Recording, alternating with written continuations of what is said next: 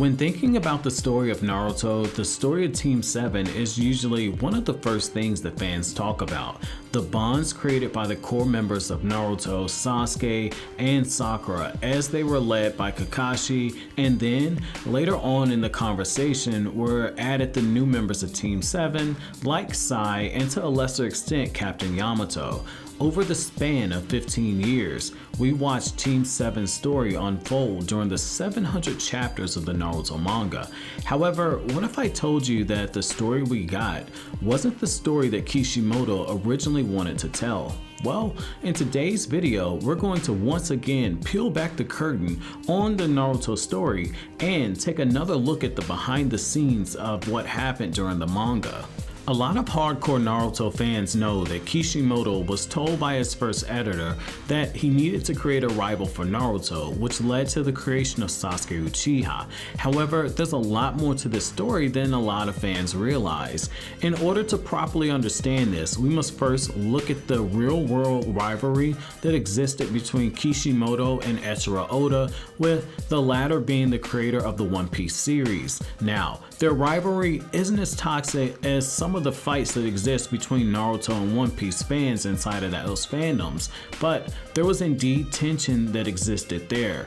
In a joint interview that was done after the Naruto manga ended, the two authors even stated that they would have changed positions in popularity, with Oda wanting his manga to have more popularity overseas just as Naruto did, and Kishimoto stating that he wanted the popularity that One Piece had inside of Japan.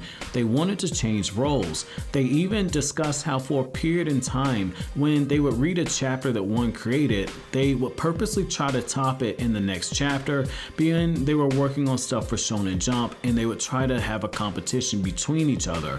Now, why is this so important? Well, I'm about to explain to you why. Shonen Jump picked up Naruto for serialization around the same time it picked up One Piece, but Oda's manga was published first. You might ask why. Despite having commitments from Shueisha for being launched as a weekly series, Oda was pushed out first and began laying the framework for a series that would experience a massive spike in popularity 8 years later in 2005, when the Water 7 and Annie's Lobbies chapters began to roll out. Kishimoto, on the other hand, saw his manga sit at Shonen Jump for a period of time, largely due to the disagreements that he was having with his editor, Kosuke Yahigi. Yahigi and Kishimoto did a joint interview after the Naruto manga ended, which was published in Weekly Shonen Jump. In this interview, a reflective Kishimoto sat down with his very first editor, Yahigi, at Shonen Jump and talked in great detail about the beginning of his time writing the Naruto series. It was in this interview that we learned the full and true story about Team 7. Most importantly, we learned the story of Naruto almost wasn't what we actually got.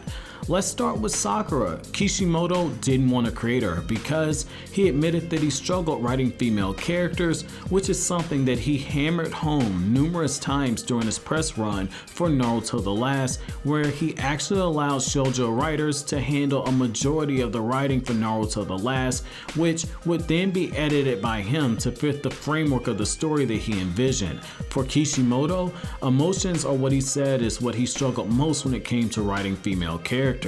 This is very important because Sakura is indirectly why Sasuke was created as a character and why he was pushed onto Kishimoto. Yes, the age-old story of Kishimoto being told to give Naruto a rival is true, I'm not disputing that. However, there's a lot more to it than this that fans don't know. Sasuke wasn't just supposed to be a plot device that pushed Naruto to get stronger, but he was also supposed to be the roadblock standing between Naruto and his crush. That's right. The true reason for Sasuke's creation was that Kishimoto's editor wanted a love triangle to exist between the three characters who would form Team 7, which is ironic given that Kishimoto has stated more than once that he sucks at writing romance. In the 2014 interview, Kishimoto said the following: "Yahagi-san told me to focus on the main character for the first 2 chapters, but then to use chapter 3 to establish the rival and heroine and create a love triangle relationship between the characters. I'm no good at writing female characters, so I wasn't planning on this initially. Once I established the triangle, it became a lot easier to create chapters after that. I was surprised by how good the advice was. That is why I tended to listen to what he told me. Then again, he would argue for hours to convince me to take his advice. Now, I'm not sure if you guys noticed this, but there was a very subtle bit of shade that was thrown at the end there, with Kishimoto saying that he needed to be yelled at for hours before he took the advice of his editor. Looking at it from both sides, you can see why his editor and why Kishimoto were so stubborn. Kishimoto never planned to create Sakura or Sasuke as members of Team 7. He never planned to make Naruto's rival Sasuke, and he didn't like the idea of making Sakura the source of a love triangle because he couldn't write female emotions and couldn't write female characters effectively, and that's something that you have to do if you're going to write romance, especially if you're going to try using a love triangle as a plot point. Kishimoto knew what he was good at: battle scenes and gag scenes for Naruto. It made sense that he wanted to stay in his lane. However, there's another side you have to look at this. On the other hand, his editor wanted what was best for Kishimoto. Clearly, he saw something inside of the younger Kishimoto, which is why he pushed the generic shonen tropes that worked for so many years before this. A rival for the main character, a hot-blooded female lead heroine, and in quite a few cases, an attraction by the main character to the lead heroine. It was a formula that worked so well for many years before that, so why not give it to a new author during a time when Jump was searching for its next big series to be its flagship title? Yu Yu Hakusho, Dragon Ball, and Slam Dunk had just ended between 1994 and 1996. Another popular series, Rurouni Kenshin, was entering into its final arc right when One Piece and Naruto were being picked up by Shueisha, with the One Piece series getting put out the same year that Kenshin wrapped up the Kyoto arc, and Naruto being released as the final arc of Kenshin was being wrapped up. This was very important to understand because Shueisha was looking for their next huge set of series to push as their flagship titles. Iconic series had been ending in circulation after so many years of being out to the public. Coming out when Jump was about to lose one of its big tentpole titles led to some pressure to follow more traditional shonen tropes, despite Kishimoto not being in favor of using them. Instead of following the story along his own ideas, like Oda did with the slow buildup of One Piece, Kishimoto had to scrap ideas like Naruto traveling from village to village, making rivals, and instead was given Sasuke as his main rival to focus on. Instead of the 4th Hokage being a dog, like Kishimoto wanted, the 4th Hokage was turned into a human being and later on made into Naruto's father. Instead of Sakura being just another classmate, Kishimoto was forced to write some more awkward scenes since he lacked the understanding of how to properly write a female character, and yet he was still being forced to do so. In theory, this made a lot of sense.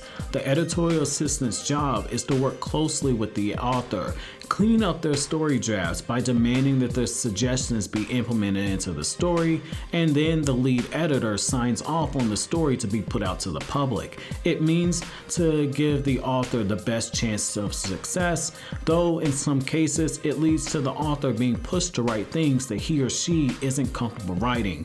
This brings us to the next part, which is the actual design of Sasuke himself.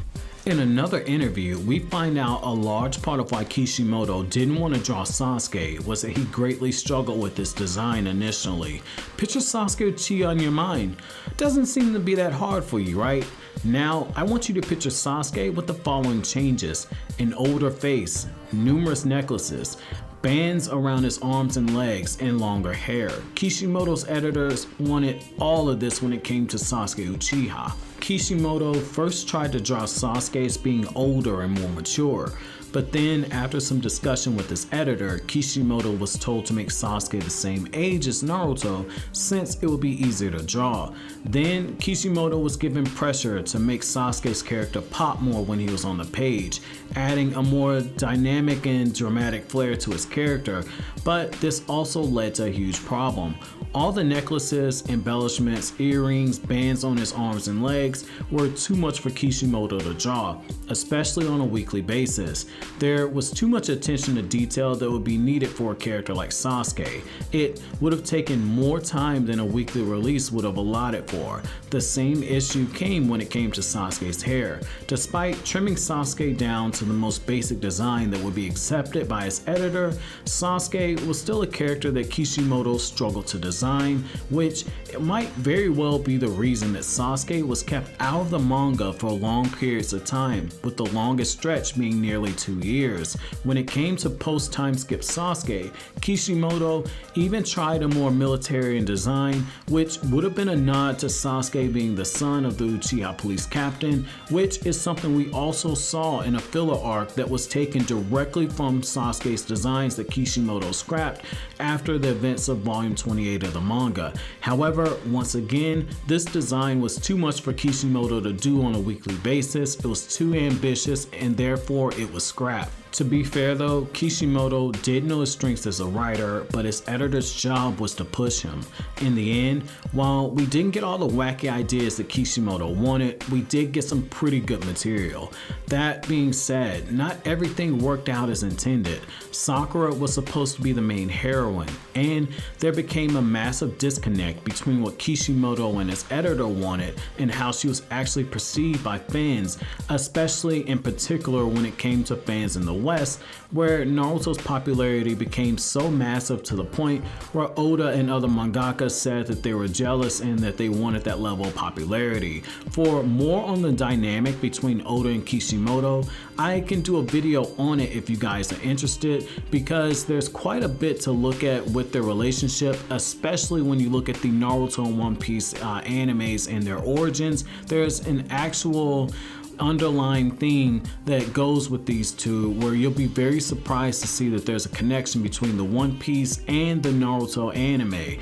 Now, getting back to all the other stuff that was said in the interview, the experimentation of romance failed miserably. Not even the anime could save the bad writing that Kishimoto did in this area, which is largely why a team of shoujo and female writers were hired to construct the love story of Naruto and Hinata when it came to Naruto the Last, which is why we got a few retcons that were made to the Naruto story so as to give fans a proper love story for the main character. Romance and female characters is a talent you either have or you don't have when it comes to writing. Including elements into a story can either result in great success or it can result in danger if it isn't done correctly, which is why the editor is supposed to be there, to keep the author from stumbling too far. In hindsight, Kishimoto was right about not wanting to have romance in the story because he did a horrid job at it. However, we'll never know if allowing Naruto to travel to other nations making rivals would have turned out to be a better story than the one that we got, where Naruto's main rival was Sasuke.